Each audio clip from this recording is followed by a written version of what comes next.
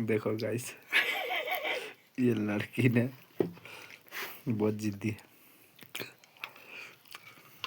खाना खाना निकालने वाला चामच से बाट का खा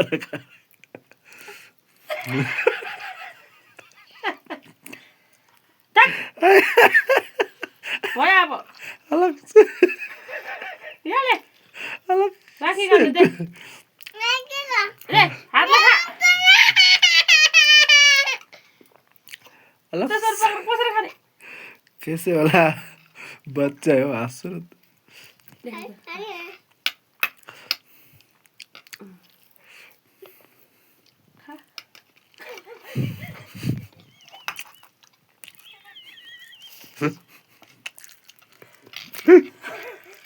अच्छा है, मीठा है, हाँ कैसा है, टेस्टी है।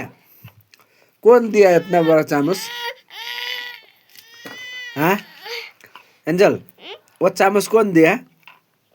हाँ